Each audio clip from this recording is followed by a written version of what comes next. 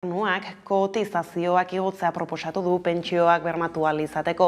Igoera zenbatekoa izango litzakeen ez dute zehaztu gizarte eragileekin adostu behar dutelako. Edonola ere 2023an jarriko lukete indarrean. Espainiako gobernuaren proposamenaren arabera, 2032 urtetik aurrera, 3 urtean behin aztertuko dituzte pentsioei lotutako kontuak eta hala behar izanez gero, neurri osagarriak hartuko dituzte gizarte eragileekin adostuta eta Toledoko itunaren baitan. Arratsaldeon guztioi, pentsioen erreforma batetik eta lan erreforma bestetik horiexek dira, puri-purian dauden eztabaidak. Izan ere lan erreforma egiteko joko zelaia mugatu dute Espainiako gobernua, osatzen duten alderdi biek eta itun politiko horren bidez, helarazi dute lan erreforma sakon bat islatuko duela, azaro amaierarako bukatuta egon beharko lukeen agiriak. Halere, partida jokatzeko dago oraindik. Alegia orain hasiko da idazten PSOEk eta Unidas Podemosek atzo plazaratutako paktuaren letra txikia eduki jasoko duena paperean erreformaren muina. Hau da, sindikatuekin eta patronalarekin negoziatzen jarraitu aurretik, Espainiako gobernuak bere buruarekin negoziatu du zer egin lan erreformarekin. Geroxeago helduko diogu erreformaren gaiari, egunak bestelako lerroburu batzuk ere baititu. Frantziako gobernuak martxoan ezarriko du lanik eta formakuntzarik gabeko gazteentzako konpromiso kontratua. Hilabeteko ordainsaria 500 eurorainokoa izan daiteke, astean 15-20 ordu arteko lan formakuntza jasotzearen truke. Lehen kalkuluen arabera 16tik 25 urtera bitarteko 500.000 edo 600.000 gaztek izango dute eskura kontratu berria, naiz eta udan 1 milioi bat gazteren kopurua aipatu zen, Emmanuel Macronek gaia aipatu zuenean. Sindikatuek jada orduan salatu zuten 1 milioi batekin neurria ez dela iristen Frantzian lanik eta formakuntzarik gabe zeuden gazte guztiengana.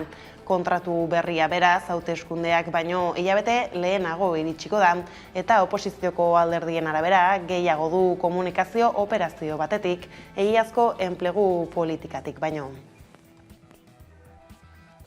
Diruak gora eta bera Eusko Jaurlaritzak onartu berri dituen aurrekontuen zehaztasunak emateari ekin dio bart gaur jarraituko duelarik. Pedro Azpiazu ekonomia eta ogasun sailburua izan zen bere departamentuko diruak zehazten lehena.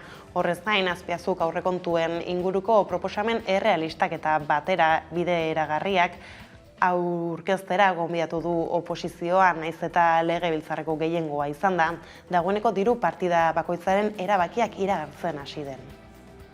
Gure helburua babesak batzea da, eta horretan arituko gara datozen asteetan. Honetan, sailburuek sail bakoitzaren xehetasunak helarazi ondoren.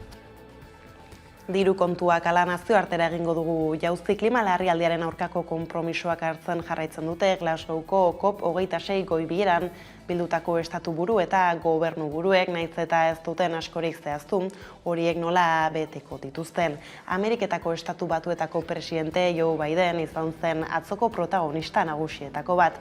Buruzagi estatu batuarrak iragarri zuen, batzarrean parte hartzen duten 100 herrialde inguruk onartu dutela 2030erako metano isuriak 130 murriztea.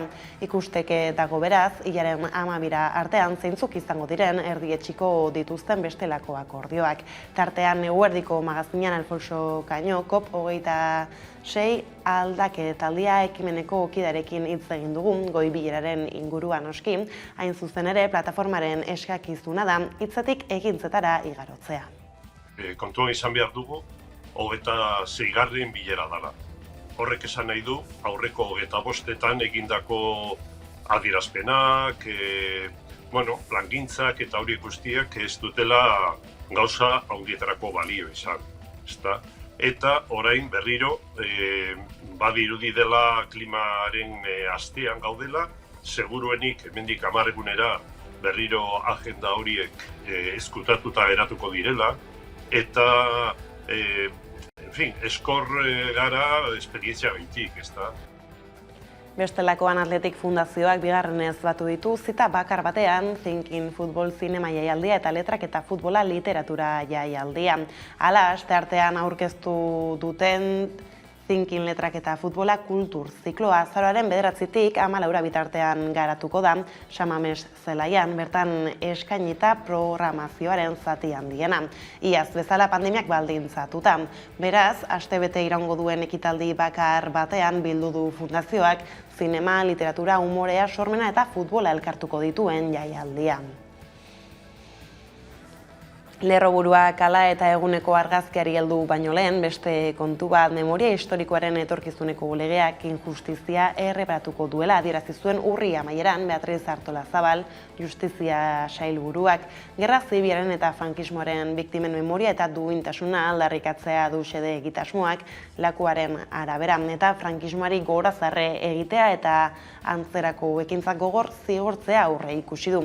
Bada memoria zaritzeko aintzanea zenarro gogora institutuko zuzendaria izan dugu, gonbidatu nagusi gisa Eguerdiko magazinean, eta halaxe baloratu du lege egitasmoa.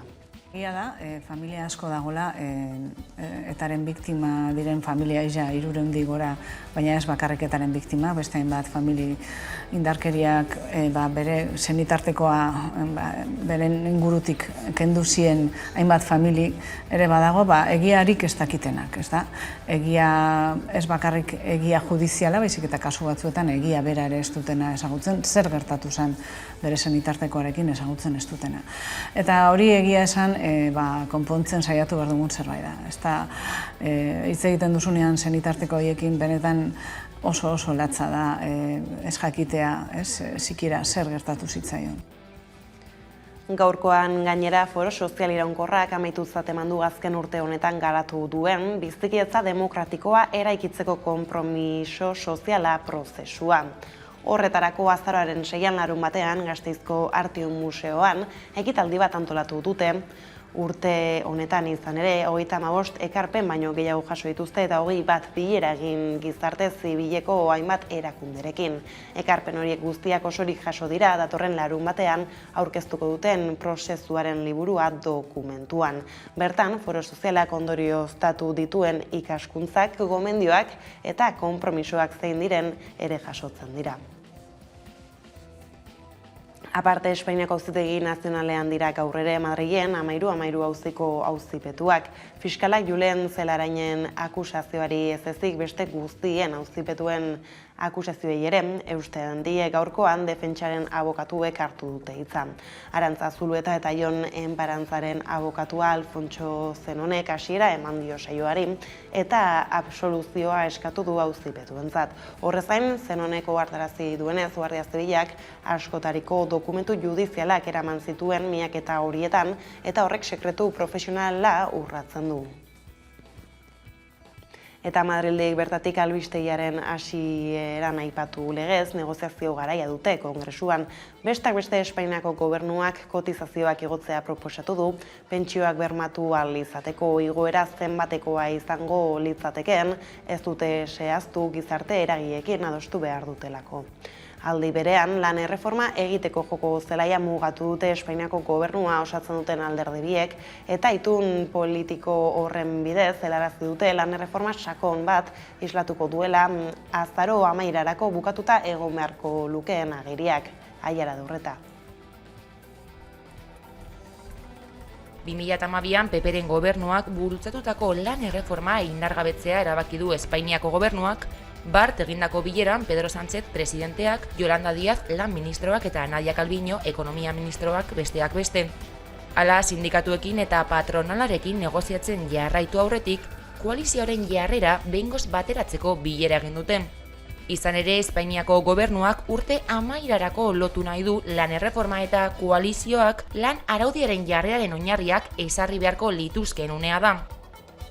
Gobernuko indarrek jarrera kontra esankorrak dituzte eta horiek tentsio handia sortu dute azken asteetan Espainiako gobernuaren barruan.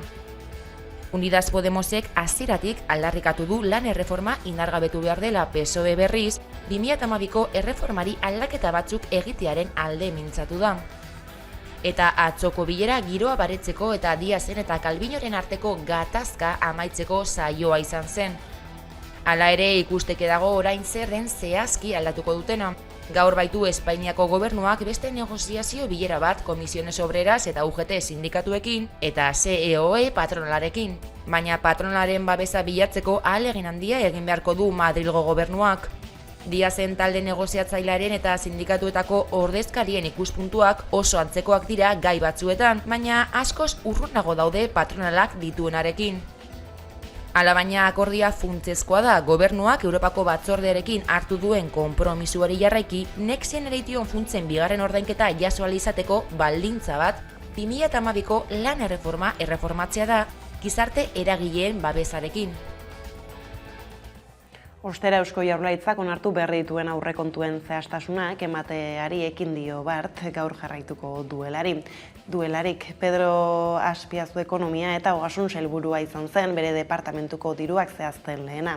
Horrez gain Azpiazuk aurrekontuen inguruko proposamen errealistak eta bideragarriak aurkeztera gonbidatu du oposizioa. Nahiz eta legebiltzarreko gehiengoa izan da dagoeneko diru partida bakoitzaren erabakiak iragartzen hasi den Udane Arbeo.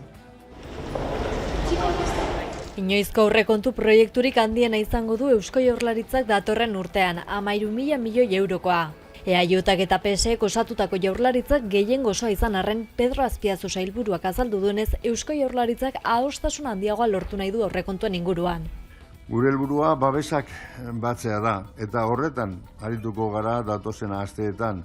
Honetan, sailburuek sail bakoitzaren xehetasunak helarazi ondoren. Behin Eusko Legebiltzarrera bidali da Jaurlaritzaren ordezkarien agerraldiakin hasi dira Euskal Autonomia Erkidegoaren 2022ko ekitaldirako aurrekontu orokorren aurkezpen ofiziala egin dezaten sail. Ekonomia eta ogasun sailak esaterako 128 milioi euro edukiko ditu 2022an. Besteak beste, Finantzen Euskal Institutuarentzako 50 milioi euroko ekarpena sartu da, finkatuz funtsaren zuzkidurarekin jarraitzeko.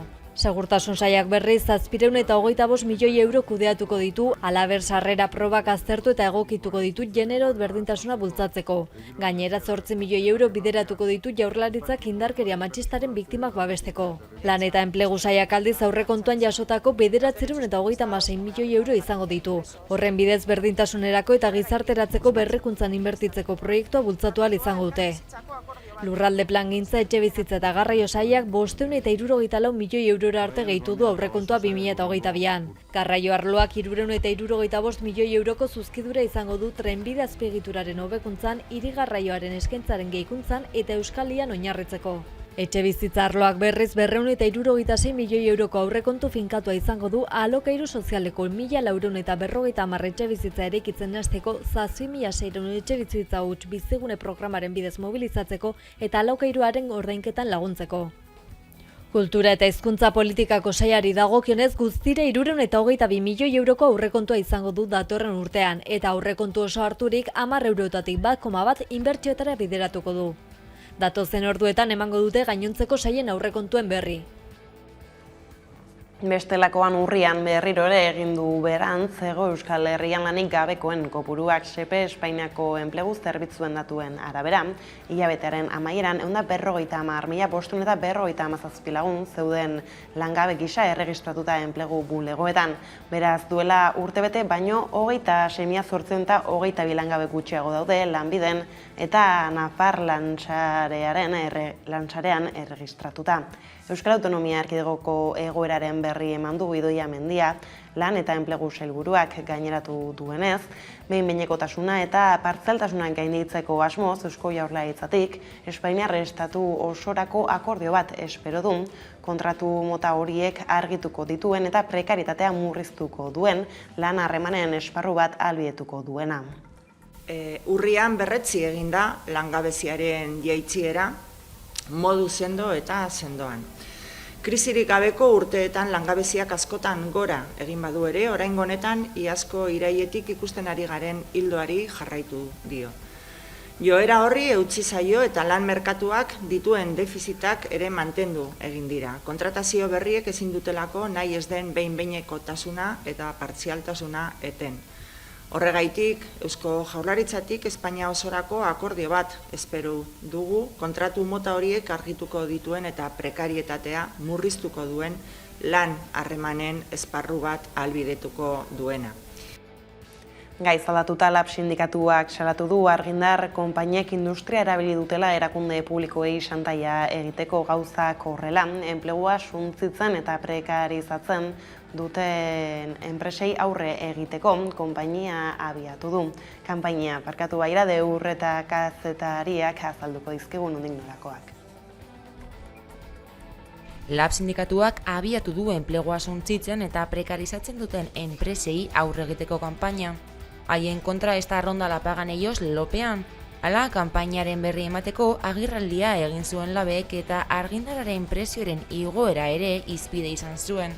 LABen ustez argindar konpainiek industria erabili dute erakunde publikoei xantaia egiteko.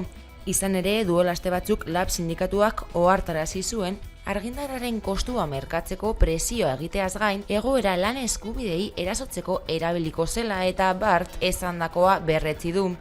Era berean, sindikatuak gastigatu du aldi baterako erregulazio espedienteak eta behin-behineko kaleratzeak normalizatzen ari direla.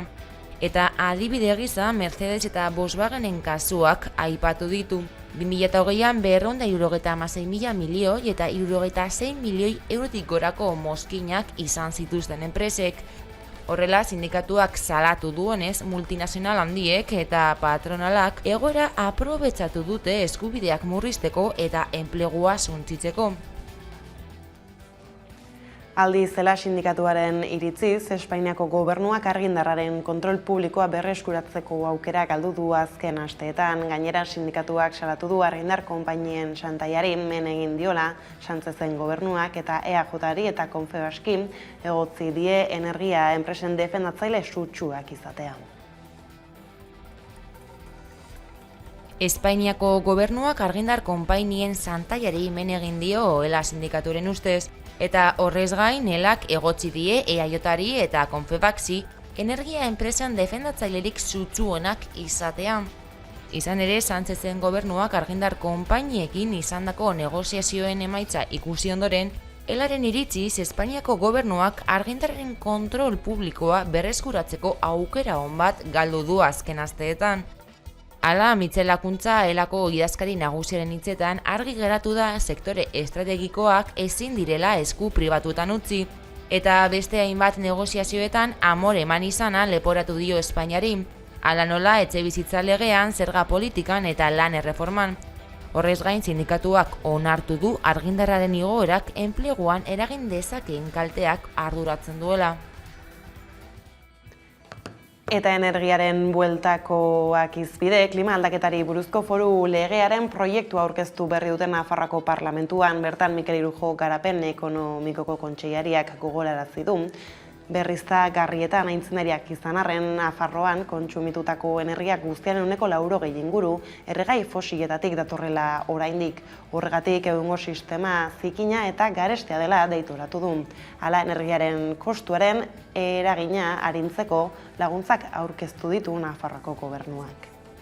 Egoera batzuetan foru gobernuak tarte txikia du, hala nola gasaren edo petrolioaren prezio orokorrean.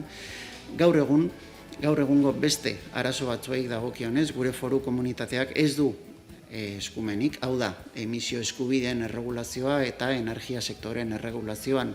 Hori bai, ingurumen eta ekonomiaren ikuspuntutik eredu jasangarriago batera energi transizioa babesteko dinamizatu eta sustatu behar dugu. Alde horretatik, Nafarroko gobernuak gaur aurkezten ditugun laguntza eta pizgarri fiskalak lantzen ditu.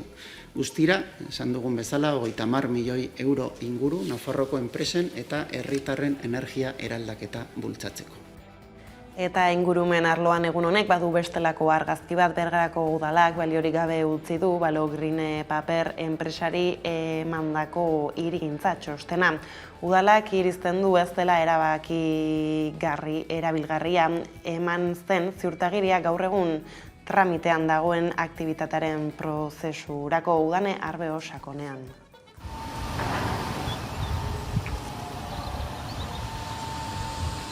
Bergarako udalak baliori gabe utzi du Balogrin Paber enpresari Larramendi poligonorako emandako hirigintza bateragarritasunari buruzko txostena. Kontuan izan da aipatutako txostenean egiteko adierazitako jarduera ez datorrela bat ez ingurumen baimen integratua lortzeko proiektuan jaso den jarduerarekin, ez da irailaren 23an EAEko aldizkari ofizialan jendaurren jarritako jarduerarekin ere. Hasieran uda aurretik promotore honek eskatzen dutza ziurtagiri bat udalari, esanaz nolabait planteatzen daben aktibitate hori kompatibilitatea dela udala arautegiarekin. Eta eskatzen dabena basan, eta hala ziurtatu zen udal arkitektakin zeban txosten baten ondoren. Bai ikusi duna prozesuan, ingurumen behimen bateratua jorretzen tramitatu da benian aktibitatearen izena diferentia dela. Eta ez da dela batitzen udalien eskatu zeben kompatibilitate ziurtagiriarekin. Hori aztertu da, udalde teknikarixak be ikusi dabe ala dela eta nahiko nabarmena da izenak kontzeptualak diferentia diela eta aste arteko izen jakinarazi jako jaurlaritzari udalak iristen dabela ez dela erabilgarrixa bere momentuan emondako ziurtagiri hori gaur egun tramitien dagon aktibitatearen ingurumen baimen bateratuaren prozesorako. Eta bihar izan ezkero, ingurumen baimen bateratu horretarako ziurtagiri berri bat eskatu jako lukiela dagokizun aktibitatearekin. Herritxan zabalduan girua edo herritxarrengan eta batez be inguruko auzotarrengan zabalduan ezin egon hori badala horren ez jakintasuna da adierazle. Guk azterketa horretan bai ikusi ditugu neurri batzuk ez dira egokixak edo inkongruentzia batzuk badela proiektu hortan, aplikagarri litzake normatibaren inguruan be zalantzak sortzen die eta hori trasladatzago jaurlaritzari kompetentzia den instituzioari. Eta bai ikusten duguna da, sortuan ezin egon horren aurrean gauzapi bat argitzu beharra dagoela, ez? Eta sortzen den zarata horrek, edo ezin egon horrek be, beste ondorio batzuk be, eukitzeko arriskua badagoela mahai gainean, eta horre asko kezkatzen gaitxo. Aplikagarri izango litzaken normatibak be, nabarmen baldintzatzen ditu emisio mugak eta abar, horrek oso baldintza teknikoa di, eta ez dagoki segurazko horren azalpenak emoterik, baina bai zalantzak sortzen diela. Bai emisioak atmosferara, zeintzuk izango alkohol iraken, eta hor ze ondorio eukileiken, bai usainak, bai zaratak, edo zen modutan aurkezten daben aktibitatearen kompatibilitate ziurtagirisa, edo ez kompatibilitatean ziurtagirisa izango da baldintzatzen da guztiz, horrein lehiken edo ezin lehiken. Eta horren aurrian, ondoren ingurumen baimen bateratuak erabakiako luke lehengo egokixadan edo ez hola itxia, eta zen neurri zuzentzaileekin.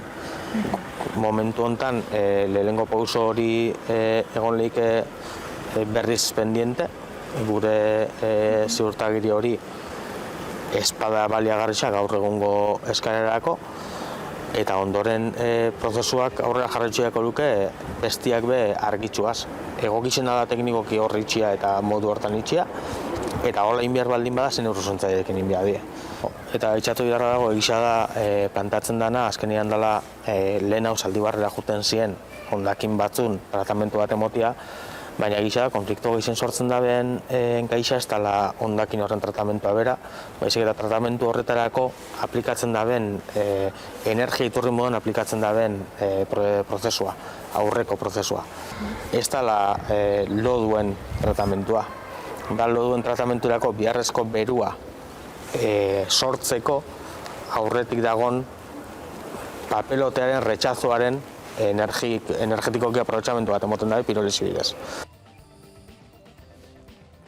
Bestaldetik, Nafarroara bueltan euskaraz ikasteko eta aritzeko eskubidearen aldeko kanpaldia abiatu du NUP Nafarroako Unibertsitateko Euskara taldeak Arrosadiko kampusean. Atzo hasi zen eta ostialera bitarte egongo dira. Euskara gaia bada garaia Unibertsitatea Euskaraz orain lelopean, manifestaziora deitu dute larunbaterako ere 12etan hasita Baratxurien plazatik. Kaixo, Imanol Tairatirean, NUPeko euskara taldetik, eta hemen gaude ostirala bitarte kanpaldi honetan Euskara Unibertsitateko erdigunean jarri nahi deulako eta merezi duen errekonozimendua aitortu nahi deulako, eta honetarako ikasle mugimendu eta kulturerari ezberdinekin bildu da borrokarako eta euskarari merezi duen indarra emateko. Eta interesatu den oro, gonbidatuta bai kanpaldian bertan antolatu ditugu ekintza guztieta, eta baita azaroaren 6an, larunbat honetan, Baratxurien plazatik, tengo den manifestazio. Eta urrun joan gabe, Noain eta Amaiur elkartuko ditu datorren azaroaren 14an igandearekin Nafarroa Berriz Altxa herri ekimenak. Bi korrikalarik Nafarroa garaiaren historiarentzat horren garrantzitsuak diren 2 puntuak lotuko dituzte egun bakar batean.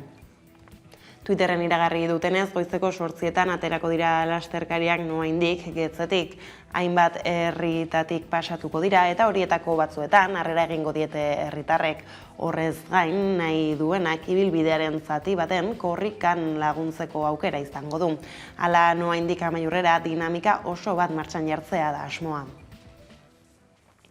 Osterantzean Kutxabira ekimenaren inguruko dokumentala ekoitzi du Iparra Hegoa elkarteak, hau da egitasmoaren antolatzaileak berak, Amaia Renovaleseubak eta Iban Garzia Azpiazuk sortu dute ikusentzunezkoa, eta Kanaldudeko webgunean dago ikusgai onatx laburpena.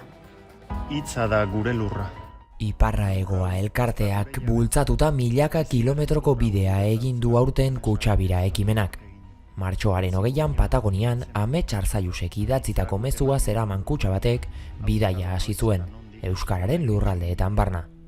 2 hilabete pasatxo geroago, abia puntutik 12.000 kilometro ingurura amaitu zuen kutxak bideura, Urruñan, Lapurdin. Ekimenak antolatzaileen asmo guztiak gainditu zituen. 15-20 herritatik pasatzekoa zen kutxak 80 hiri eta herri ingurura heldu baitzen 2 hilabeteotan.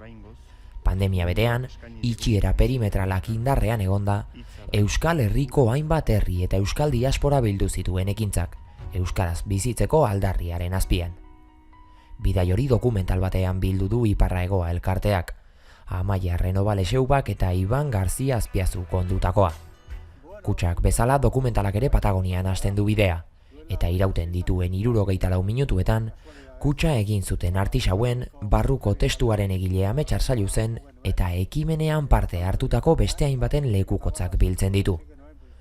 Bukatu seguran bukatzen da kontakizuna. Bertan egiten dute antolatzaileek ekimenaren balorazioa. Kutxabira behin egiteko egitasmo bat zela adierazi dute. Korrika, herri urrats, Durangoko azoka, Nafarroaren eguna eta halako festak ez egiteak sorturiko kalte emozionalak eta nortasun kalteak nolabait osatzeko. Lana Kanaldude kateak du ikusgai egun, bere webgune kanaldude.eusen.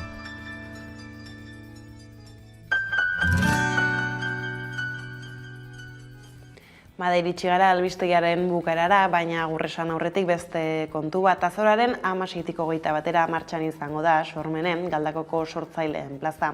2 ardatz nagusi izango ditu ikasleentzako tailerrak eta emanaldi programa irekia. Euskal ardatz 11 bertsolari, musikari, marrazkilari, antzerkilari eta dantzari besteak beste bilduko ditu. Beraz jarraian aurreko edizioetako irudiekin utziko zaituztegu.